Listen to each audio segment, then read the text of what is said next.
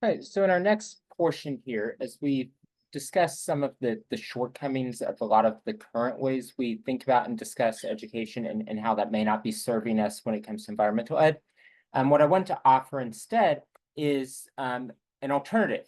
Now, one of the things I think is important to clarify, because it's a discussion and a point of confusion I hear often, is that this alternative is something that's theoretical, but that doesn't mean it's hypothetical. So sometimes you'll hear people talk about ideas in education as being theoretical, meaning that they can't actually work or they've never been actually used. And that's not the purpose of theory or the role of theory, right? And so the point of this being theoretical is that's actually a lens, right? So we're taking what are the actual practices in schools or the practices perhaps that we're trying to do, and we're using this as a different lens to look at that in a way that might be more helpful. And so the goal of this, and as we discuss this framework, the goal isn't um, to share an idea of what things should be, but instead to give sort of a different sort of mindset or lens for looking at what is, and then within our own practice, think about how we might change or adapt them. So,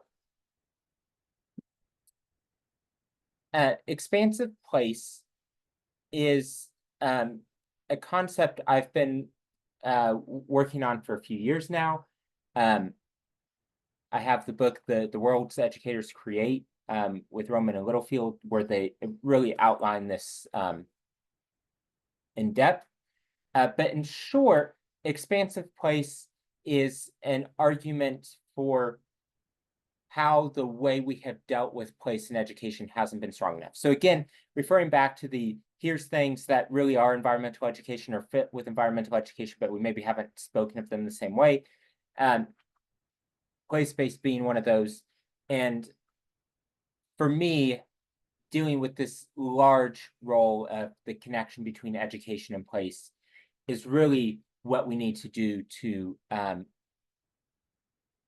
fix the roots of the issues of why environmental education seems to be falling short of its goals and intentions and what it needs to do. So the main argument here, or the foundational piece, is that place is something that is socially constructed, right? As a science person, that's something that took me a little bit of time to come to accept, because when I look at a geologic landscape, I go, well, humans didn't make that, right? But humans did decide what that place means, right? Both in how we've described it, even through science processes, but values we've placed on it. So something that's in a national park that, the Yosemite Valley, we're like, well, humans didn't make Yosemite Valley. No, but humans did ascribe meaning to it, right? Humans did ascribe meaning both scientifically or the other, the grandness and all of these other values that we've ascribed to it. We've given it enough value that we've decided it's worth setting aside and preserving. Right. And so if place is something that as humans we make, education obviously has a role in that. And to me, the cool opportunity is that if education is help making places what they are,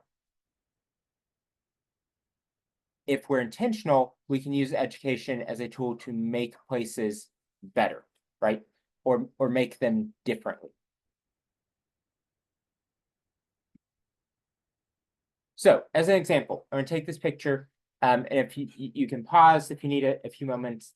But the question is just, what is this place? Right. And so you might have some answers that pop up. Maybe you identify just sort of the characteristics of it's mountainous, it's rocky.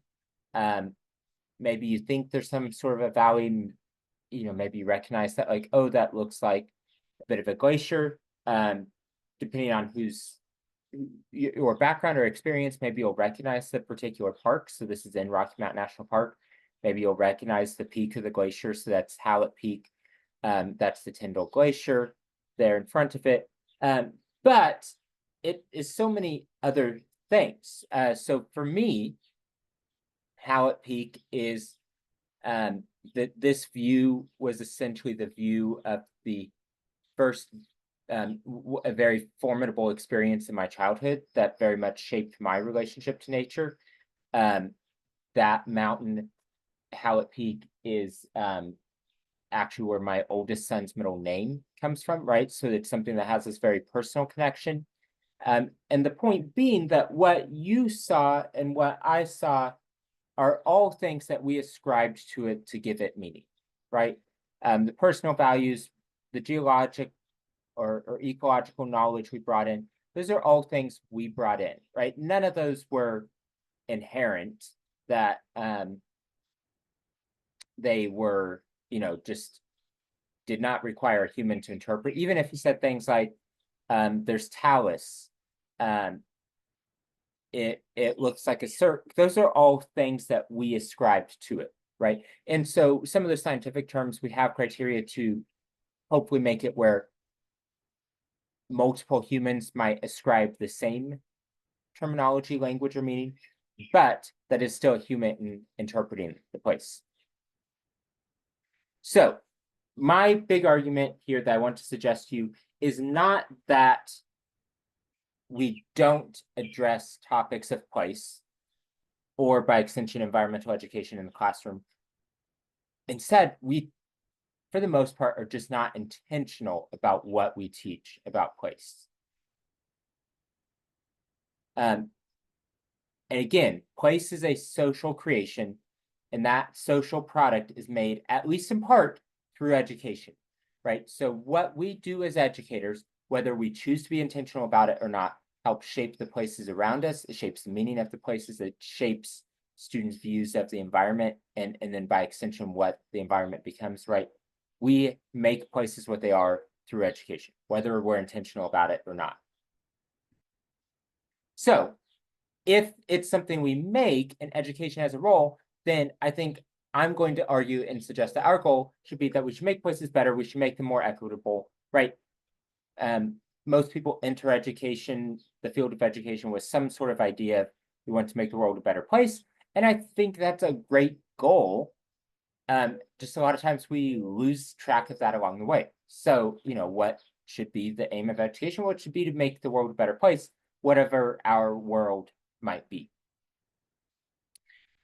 The other key idea here is that when we take ideas that maybe we do not think are environmentally related or are related to place, we have to put those within some sort of physical setting, right? So ideas of math, ideas of language, when we take those ideas, we put them into a physical setting, right?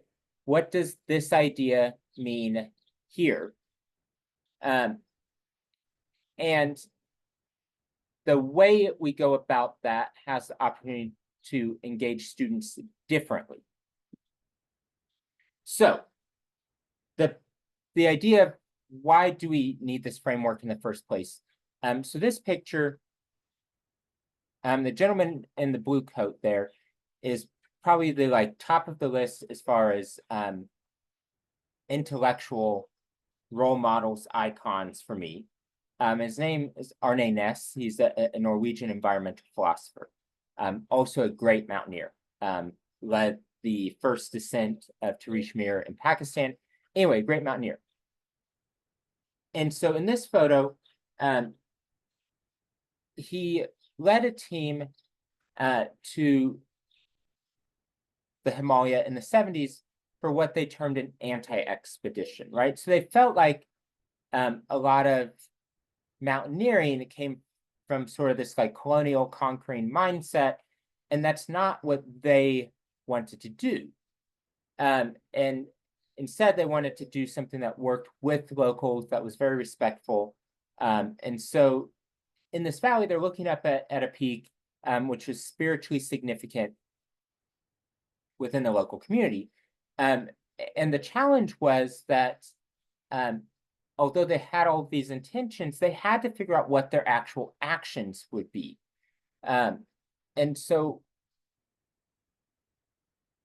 if they, should they just not climb at all, which could be one action.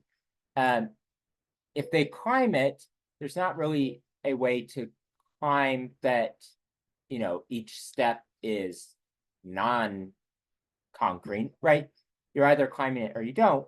And in this moment, what they finally decided is that they worked with local leaders and said, how high are you okay with us climbing on this mountain? And it's still being respectful. And they pointed up and said, you know what, there. If you climb up to there, we don't feel like that interferes with our spiritual significance. That this mountain is essentially the land of the gods, right? You can climb to there. And so they did, right? And so we need that kind of point of like, what is it we're aiming for, right? We can talk about a lot of goals, but what is it that we're actually aiming for? If just knowledge doesn't lead to action, right? If just testing to make sure kids know particular facts isn't it, what is it, right? And so that's what we're trying to set up. What is it that we're aiming for? What's our point? And so Arne Ness, like I said, environmental philosopher, one of his big contributions within environmental philosophy dealt with deep ecology, and he had this Gestalt theory. And basically the idea was that a version of a place as it exists in a human's mind together with that human, right? So when we go back a couple scenes, that Hallett Peak and that Tyndall Glacier, what I see, the meaning I give it when I'm there is my Gestalt, right? I can't see it separate from my understanding, right? That is just what it is to me. Nor does that place have meaning, or that object, right? If we take that mountain, without a human interpreting it, right? And so we tend to, in environmental education, we tend to teach things as objective when in reality they are our interpretation of the place. Right? So I'll say it again. We tend to teach things as being objective when in fact they are our interpretation of the place. So, as a matter of example of that, this is a picture from my morning commute. I live in Western Kansas. I live in a rural community, and I have a long commute through largely open country. Go through a few towns, but this is the view. For me, that drive is many times peaceful, centering. Not that there aren't days that I wish I lived closer, but I feel very comfortable in that setting, right? This open country, long drive. My office neighbor on campus is from the East Coast, and for her, she's talked at several times about how these open settings are very unsettling for her, right? She said it's very uncomfortable for her. It's very scary. What happens if I have car trouble and there's no one around? For her, it's unnerving, right? And that unnerving, unsettling versus kind of peaceful centering, those aren't different perspectives. That's just what it is for us, right? So these distinctions aren't a matter of opinion. They aren't a matter of perspective. They're a matter of ontology, in that they just are different things to the two of us, right? It just is different things. And the beautiful thing is that neither of us is wrong, right? For me, it is centering, it is peaceful. For her, it's unnerving, it's unsettling. Both of those are correct, because that, for both of us, that's how we experience it, right? So these distinctions are just that the place is something different, not different opinions on it, right? And places can be many things at once. So what we're going to look at is this end goal of making more gestalts, right? We're going to have more times that students are forming experiences with place, giving the place meaning, right? So the four sort of principles we'll explore here are we'll expose more students to place, expose students to more places, expose students to place in more context, and then finally expose students to more perspectives of place, right? So as we explore these, the aim is that we're going to have very intentional things that we're looking for, trying to do within lessons, that are aiming more towards this expanding what place means, what it is, as an alternative to just focusing purely on knowledge or content retention.